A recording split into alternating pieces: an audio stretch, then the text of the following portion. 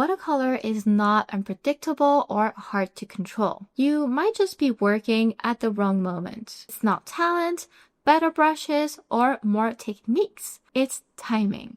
Watercolor starts with understanding its moisture stages: wet, damp, almost dry, and fully dry.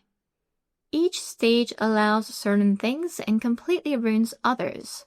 For example, if you try to add detail too early, it disappears. If you layer too soon, you might get mud. And if you wait too long to add something, you get hard lines. So before I even touch the paper, I plan.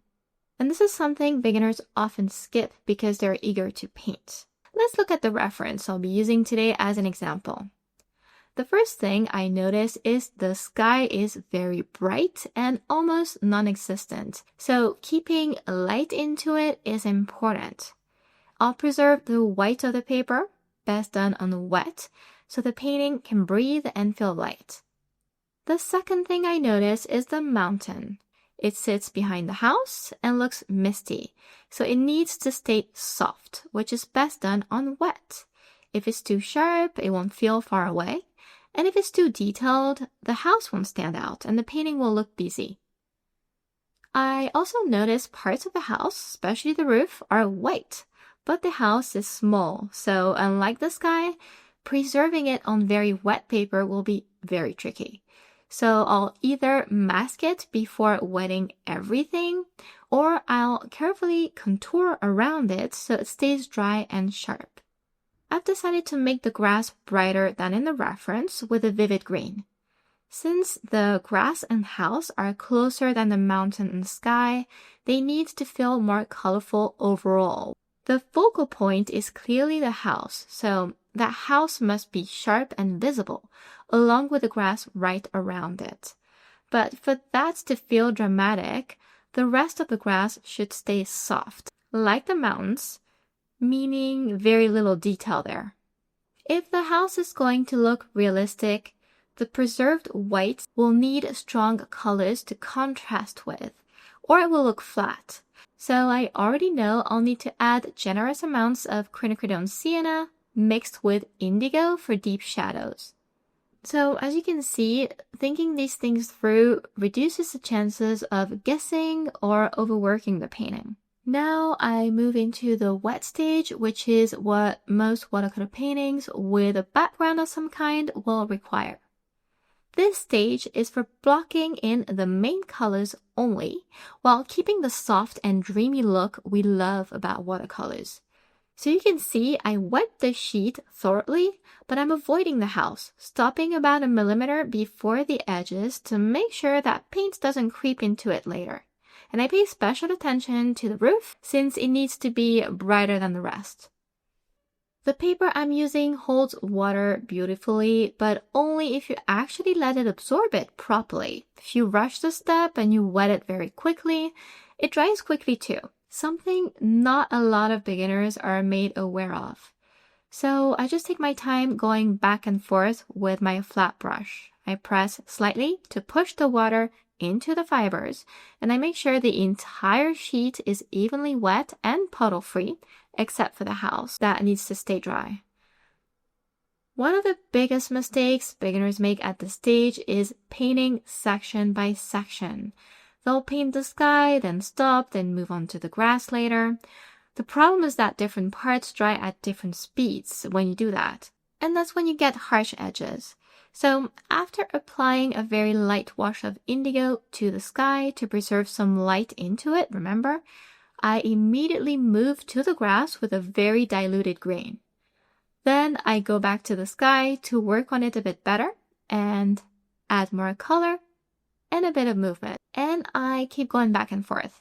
This keeps the sheet evenly wet all over. It's like resetting the moisture balance every time. When I mix my colors, notice I start with very light and diluted ones because it's much easier to build up on that and correct small mistakes. Just remember that at this stage, the paint needs enough water to flow freely, but also enough pigment to actually build color. And if you add too much this early, the paint stops moving. That's why each time I return to an area, I slightly increase the pigment in my mix. It's that gradual buildup that creates depth while making it safe to paint. And notice I also include different kinds of strokes, curvy, straight, or I tap the brush on paper to create life through movement. I also intentionally leave some areas completely white in the sky and even in the grass, so maximum light is preserved early on. This is very easy to do on wet and on large enough areas like this. So that's really all this stage is about, blocking in colors, painting big shapes, and preserving some light if possible. If you try to add little details now, they'll easily disappear, bleed everywhere, or look too harsh and strong. That is not a lack of control, it's just acting at the wrong time. As the shine of the paper starts to fade a bit but is still wet, we enter the damp stage. And that's easier to notice if you tilt your head or the paper rather than just looking at it from above. This is a short window. It's extremely important, and I purposely waited for this moment to shape the mountain, which, remember, should stay soft. And notice the difference. Painting on wet paper is what gives watercolors that dreamy and soft effect. Painting on damp paper does the same thing, with just a bit more detail and definition, and this is where you can add broad detail like the mountain, big slopes in the grass, clouds, stuff like that. Now, here's something very important that will help you a lot. It's not just about how wet or damp the paper is. It's about matching the amount of water in your brush to the water on the paper surface. For example, I started out with very watery paints on very wet paper. But now my paint is a tad richer with pigment, less watery.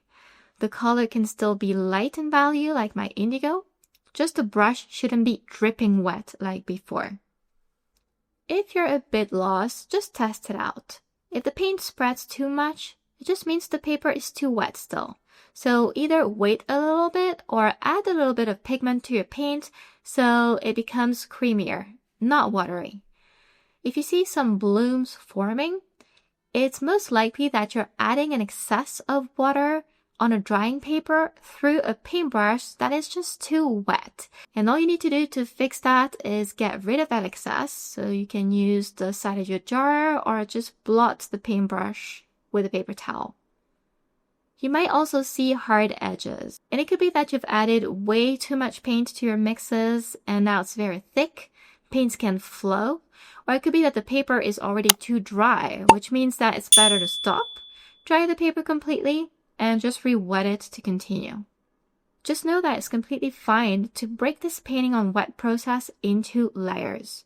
When I was learning, I would dry and re-wet multiple times to remove the stress of catching that perfect timing. In the mountain, I keep increasing pigment in areas where I want more definition, and I keep it lighter where I want mist. Meanwhile, the grass is starting to dry, and since I don't want to separate this into multiple layers right now, I quickly add paint now while it's still workable and I start building things up a bit more. As we move into the almost dry stage, this is where even more detail and texture become possible. This is also where many paintings might get ruined because we might feel like they look unfinished and be tempted to add too much. But remember that painting on wet means that we're keeping things soft and loose, even when the paper is almost dry. And our goal now is to add more vibrancy where it's needed, some contrast with darker tones, and also add details that are more precise than before, but that aren't meant to stand out and compete with the main subject. And the grass is a great example of that. Remember, it's closer to us than the mountain, so I want color, some shadow, and texture there without overdoing it. On almost dry paper, strokes stay where you place them, but remember that you need to match the paint to how wet the paper is for it to work.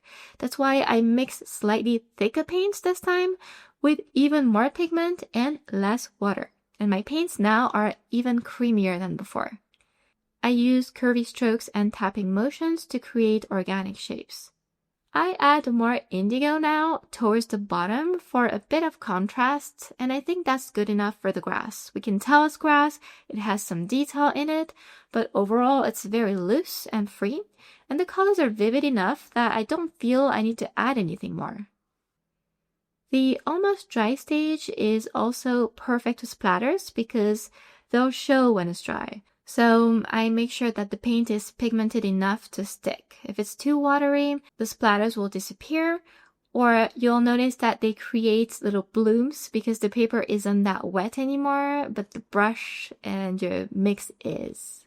Sometimes I do love those blooms. That's why now I intentionally splatter some clean water. And a path actually appears on the grass. I hadn't planned on it. It wasn't in the reference, but I like it.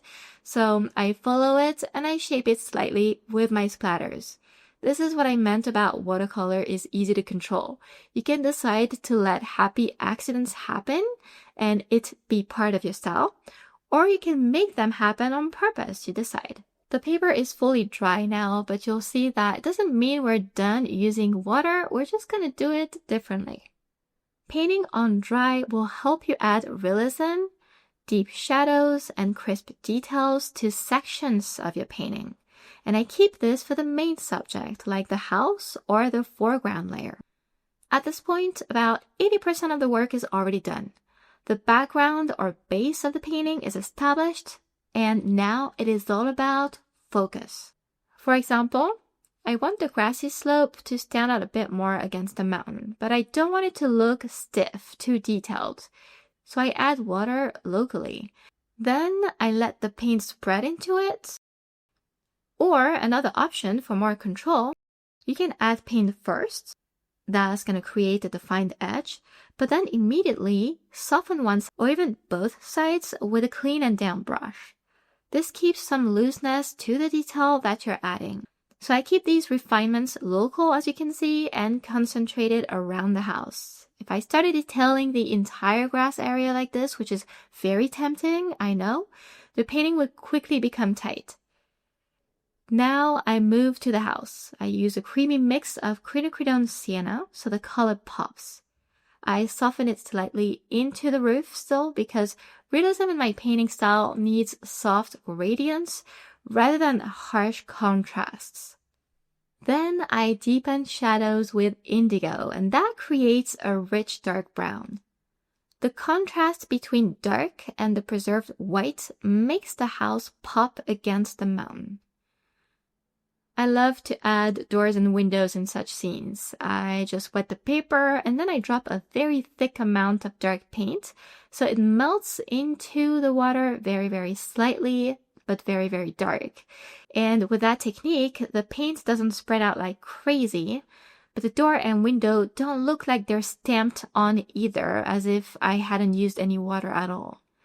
And that's another example of how to control watercolor and really make it do exactly what you want. As you can see, I work on small details a lot more now. For example, I suggest bricks and texture without drawing everything super perfectly either. Suggestion is enough with just a few bricks, not all of them.